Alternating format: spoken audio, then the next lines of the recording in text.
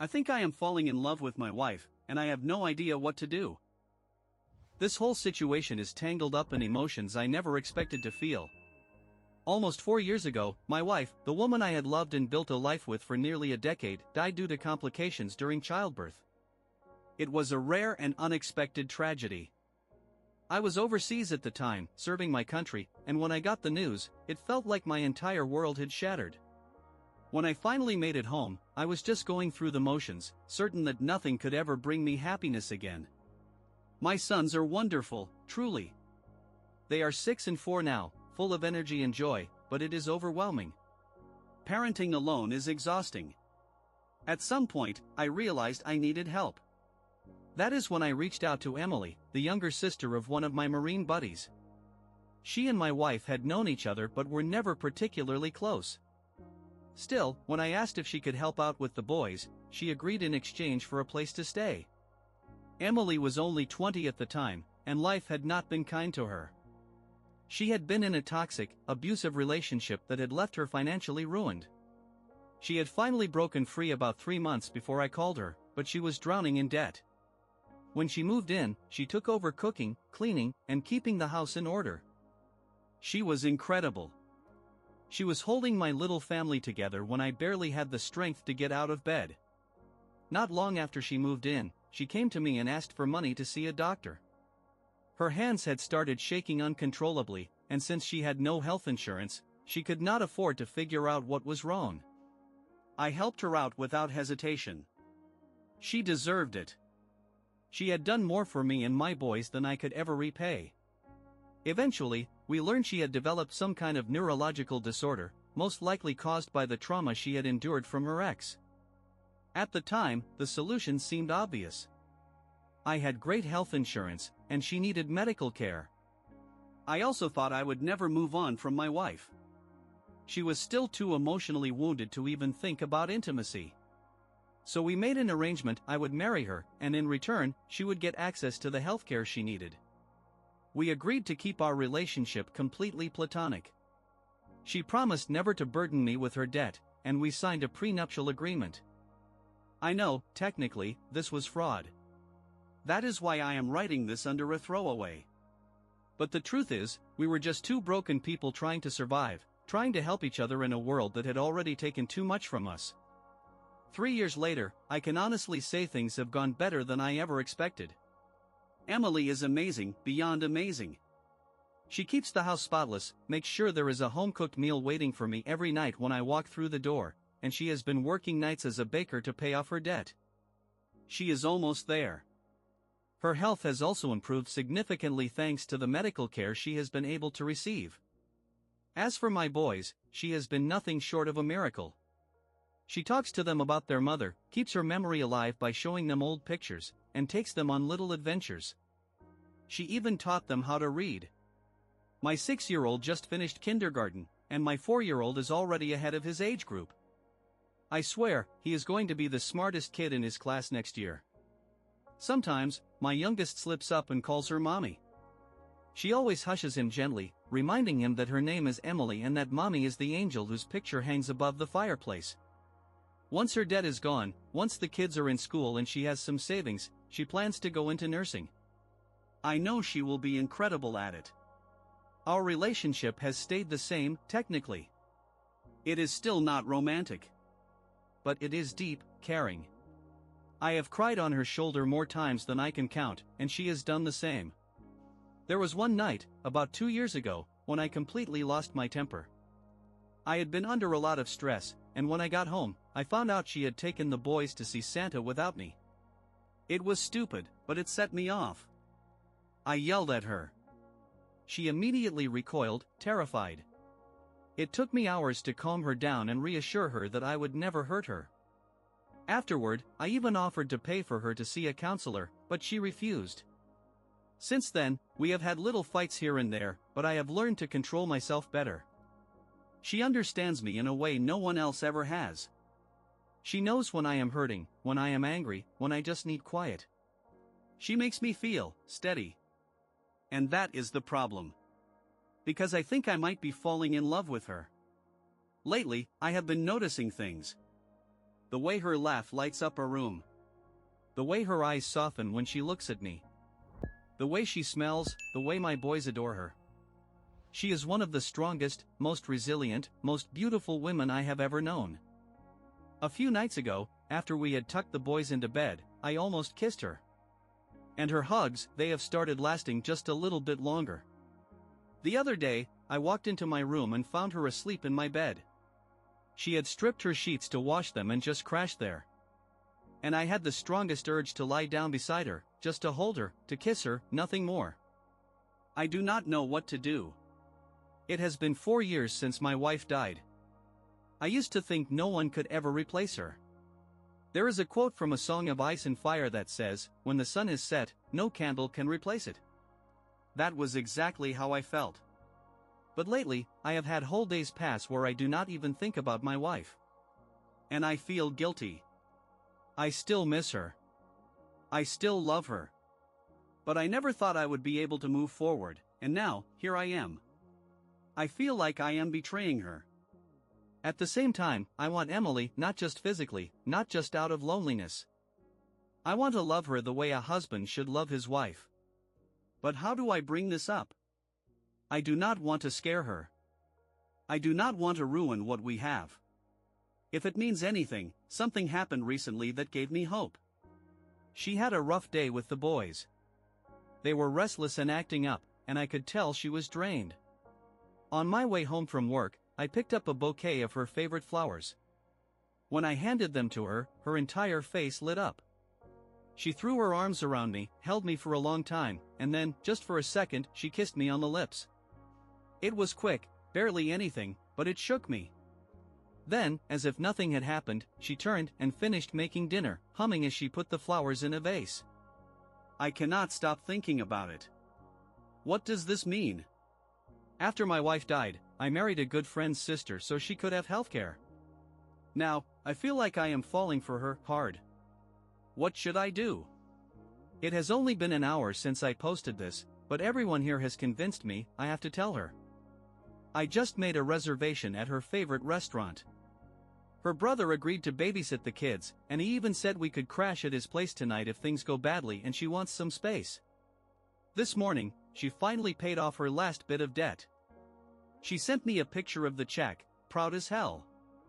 And next week is our 3-year wedding anniversary. So, this is it.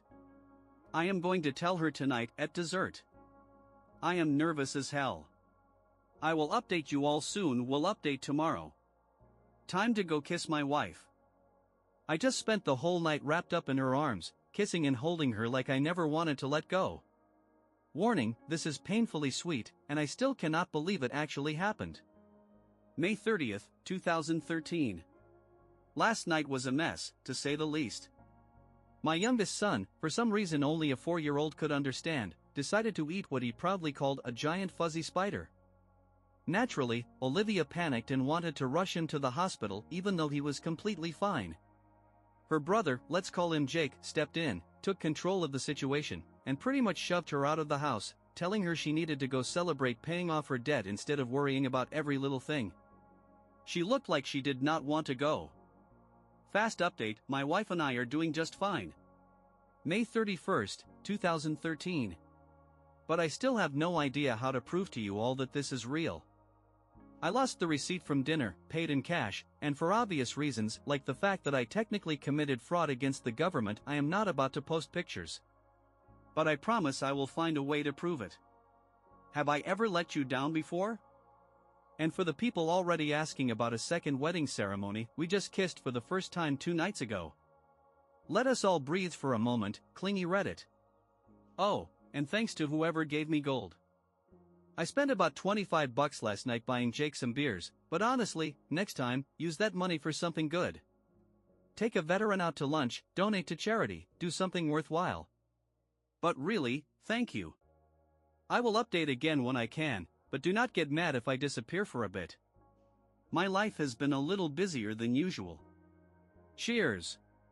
Ethan, 28, everything with my wife, Lauren, 24, who I originally married so she could have health insurance and then accidentally fell in love with, was going just fine until last night.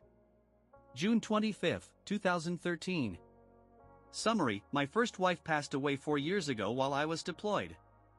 I, Ethan, 28, male, ended up marrying Lauren, 24, female, who had stepped in to help take care of my kids and keep my home from falling apart while I was drowning in grief.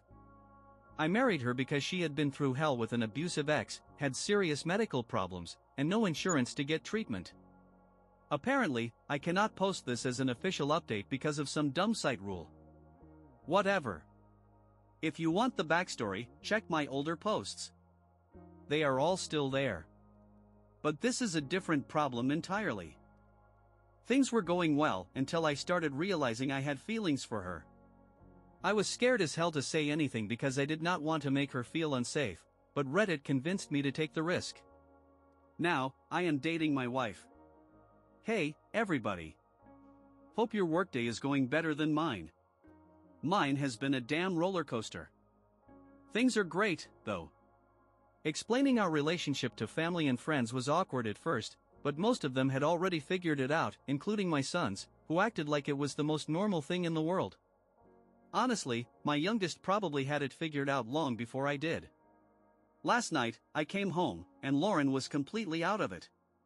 Dinner was burned, not that it really matters, since I can barely make a sandwich, but that is not like her. She had also been drinking. Not a lot, just a glass or two of wine. I asked her what was wrong. She hesitated, then finally told me her ex-boyfriend, the one who put her through hell, was released on parole last week. I felt like someone had knocked the air out of my lungs. I thought she would have had the chance to testify at his parole hearing, but apparently, the crime that landed him in prison had nothing to do with what he did to her. She had been told he would be locked up for at least a decade, and she had been too scared to press charges or testify. Turns out, he got arrested for something unrelated, and when he was sitting in jail, he called her asking for bail. Instead of helping him, she packed up, called my first wife for support, and walked away from him forever. I do not know what to do. There is no legal way to put him back behind bars. Lauren knows she should have gone to the police, and she is tearing herself up inside over it. I know she is safe because if that man even thinks about showing up at our doorstep, I will handle it. I took the day off work, and even when I go back, I will have some buddies checking in on her throughout the day. But I have no idea how to make her feel safe. I talked to my lawyer about getting a restraining order, and he said it should not be too hard to get approved. But she is wrecked. I do not know how to convince her that she does not have to live in fear anymore. I doubt that piece of garbage will come around, but if he does, I already know exactly what I am going to do. Ethan, 29, fell in love with my wife, Lauren, 25. September 3, 2014. Hey, Reddit. I know I have been gone for a while. Life got busy. Last night, I could not sleep. I was just scrolling through random stuff online when I saw an article about Reddit. It made me wonder how all you internet strangers were doing. Then I logged in and realized a ton of you actually care about my life. So, here is your answer: things are really good. The hardest part was when her ex got out of prison. She was terrified that he would come find her until he actually did. I remember that night like it was 5 minutes ago. The doorbell rang. My oldest son answered it. The guy asked for Lauren. She calmly told the boys to go upstairs and gave me a look. I knew. But she did not look afraid. The bastard stood there, begging for forgiveness, asking for another chance. She was stronger than I have ever been. I wanted to throw him off my damn porch. But she just said, no. Leave. And he did. He tried contacting her a few more times, but we got a protective order against him. Last I heard, he moved upstate to live with his dad. Good riddance. At the same time, her brother, Jake, got into a bad car accident and had to stay with us for a while. He is one of my best friends, so we did not mind, but it was a stressful time. Then, about 7 or 8 months ago, Lauren and I finally consummated our marriage. The boys are doing amazing. They are happy, thriving. Lauren found a great job, though I think she is working too much overtime and she loves it. And guess what? We are expecting our first child together. She is due in February. We are over the moon about it. Life is good. I will be around for a little while if anyone has questions. Ethan, 29, fell in love with my wife, Lauren, 25. It is a girl. April 29, 2015. Technically, she was born in early March, but I did not want to title this "It Was a Girl." Sorry for the late update. Lauren had a rough pregnancy, and she has made it very clear, no more kids. 3 is enough, she says. But everything turned out great. Little Charlotte was born at 21 inches and 9 pounds, and she is just as bald as I am. She is so much easier than the boys were. She barely ever cries, and she is already the most beautiful baby in the world. Our youngest son is obsessed with her and always wants to help out. It is not as cute as you think. Jake is doing okay, too. His back still bothers him, but he is dating a woman I actually went to high school with. He is happy. We are all happy. Other than fatherhood, not much else is new. Lauren is out today, so I am home with the baby. I will be around for a while.